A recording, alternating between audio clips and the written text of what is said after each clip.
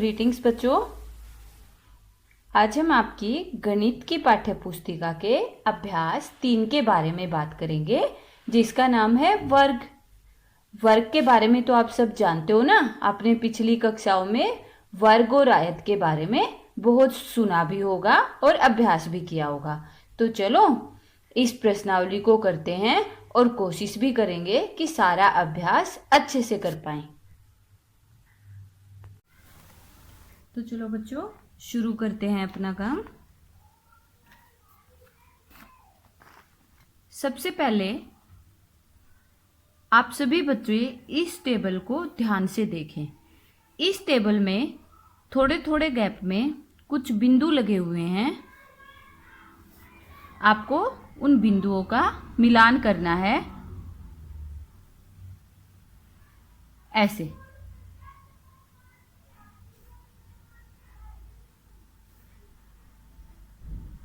सभी बिंदुओं को मिलाओगे बच्चों तो आपको दिखेगा इस टेबल में जितनी भी आकृतियां बनी हैं, जितने छोटे छोटे बॉक्स बने हैं, वो सारे एक जैसे हैं। पिछली कक्षाओं में आपने वर्ग के बारे में अच्छे से समझा होगा कि वर्ग क्या होता है। प्यारे बच्चों, वर्ग एक ऐसी आकृति जिसकी भुजाएं 1 2 3 4 चार भुजाएं एक जैसी हों। वर्ग की परिभाषा क्या है? ऐसी आकृति जिसकी चारों भुजाएं एक समान हो, उसे क्या बोलते हैं? वर्ग। अब इस पूरी टेबल में आप गिनो, देखो आपको कितने वर्ग मिलेंगे। 1 2 3 4 5 6 7 8 9 10 11 12 13 14 15। 15 एकम 15, 15 दूनी 30, 15 तिये 45, 15 चौके 60, 15 पंजे 75, 15 छिक्के 90। कितनी लाइनें हुई? 1 2 3 4 5 और 6। यानी कि इस टेबल में कुल कितने वर्ग हैं? 90, यानी 90। अब हम अभ्यास, जो इसमें बिंदु पूछे गए हैं, बिंदुओं से बनाए गए वर्ग की एक भुजा को मापो। यानी ये जो बिंदु से भुजाएं आपस में मिलाई गई है, उसकी एक भुजा को मापो। ऐसे 12 वर्गों की मदद से अलग अलग तरह की ऐसी जितनी भी आयतें बन सके बनाओ। आपको क्या करना है? इस टेबल से 12 वर्ग निकालने हैं और आकृतियां बनानी है। तो बच्चों दिमाग लगाओ और सोचो कि 12 वर्ग यानी 12 एक जैसी ये आकृतियों से आप कितनी आयतें बना सकते हो? आयतें, वर्ग क्या होता है? जिसकी ऐसी आकृति जिसकी चारों भुजाएं एक जैसी हो, उसको क्या बोलते हैं? वर्ग। और आयत किसे बोलते हैं? ऐसी आकृति जिसकी आमने सामने की भुजाएं एक जैसी हैं, उसको बोलते हैं आयत। तो आपको क्या करना है? 12 वर्गों से मिलाकर एक आयत बनानी है और ऐसी कितनी आयतें आप बना सकते हैं?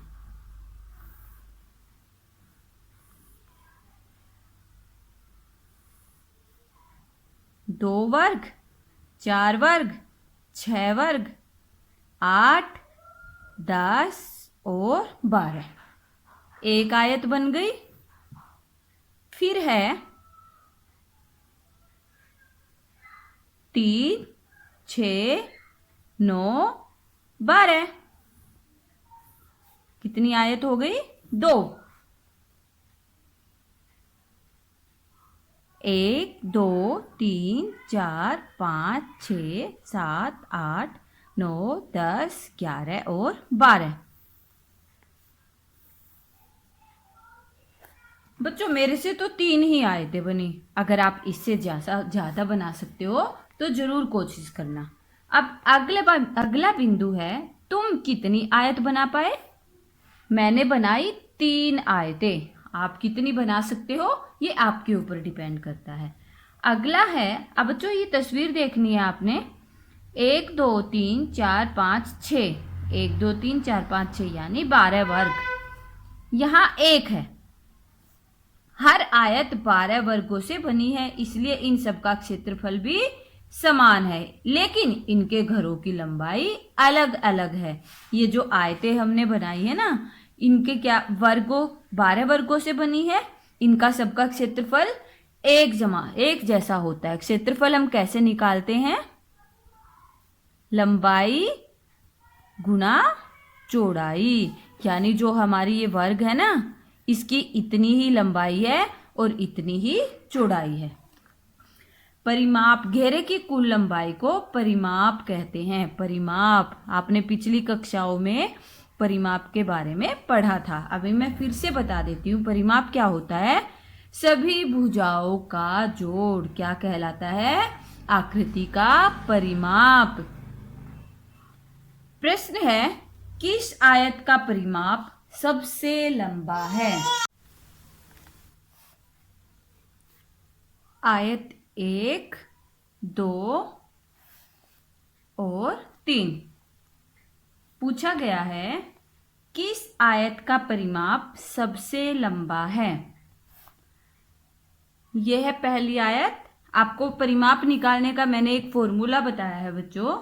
सभी भुजाओं का जोड़ 1, 2, 3, 4, 5, 6।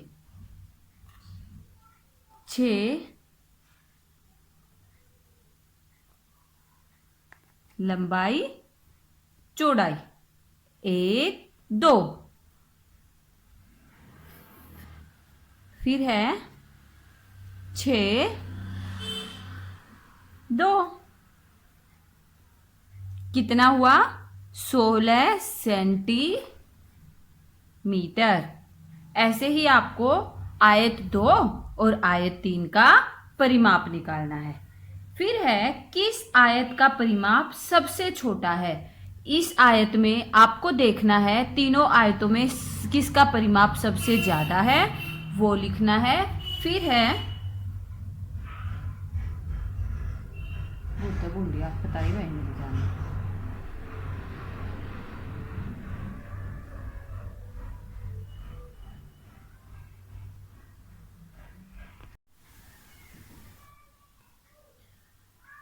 आयत के परिमाप जोड़ने के बाद आपको अपने आप पता चल जाएगा किस आयत का परिमाप सबसे लंबा है और किस आयत का परिमाप सबसे छोटा है। अगला है बच्चों, डाक टिकट मापो। ये एक टेबल है। इस टेबल में A, B, C, D, E और F डाक टिकट बनी हुई हैं। आपको वो ध्यान से देखनी है और ये पता करना है कि इन डाक टिकटों में डाक टिकट A 1 सेंटीमीटर भुजा वाले कितने वर्गों को ढकता है। ये है डाक टिकट A। इसके वर्ग गिनने हैं 1, 2, 3, 4, 5, 6। 6, 6, 12 और 6, 18। तो कितने वर्गों को ढकता है? 18। और डाक टिकट B 1, 2, 3, 4, 5, 6, 7 और 8। ये ढकता है 8 वर्गों को। फिर है ख, किस डाक टिकट का क्षेत्रफल सबसे ज्यादा है? क्षेत्रफल निकालने का बच्चों मैंने फॉर्मूला बताया है, लंबाई गुना चौड़ाई। यानी लंबाई और चौड़ाई। लंबाई 1, 2, 3 सेंटीमीटर लंबाई, 1, 2, 3, 4, 5 और 6 सेंटीमीटर चौड़ाई। आपको देखना है कि कितने सेंटीमीटर डाक टिकट 1 सेंटीमीटर भुजा वाले कितने वर्गों को ढकता है और सबसे बड़ी डाक टिकट का क्षेत्रफल कितना है। क्षेत्रफल सबसे बड़ी डाक आपको अपने आप पता चल जाएगी कि कौन सी टिकट है। A, आपको A का क्षेत्रफल कैसे निकालना है? 3 गुना 6, 18 सेंटीमीटर। तो सबसे बड़ी डाक टिकट का क्षेत्रफल कितना हुआ? 18 वर्ग सेंटीमीटर। ग, कौन से दो डाक टिकटों का क्षेत्रफल एक जैसा है? बच्चों आपको ये बहुत ध्यान से देखनी है।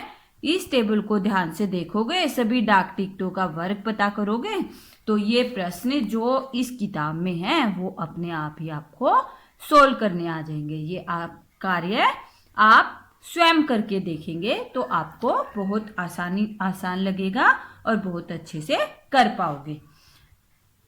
यह अभ्यास आपका स्वयं का है, करके देखें। कुछ पुराने डाक टिकट इकट्ठे करो, उन्हें वर्ग वाली ग्रिड पर रखकर उनका क्षेत्रफल और परिमाप बताओ। मैंने आपको क्षेत्रफल और परिमाप की परिभाषा बताई है।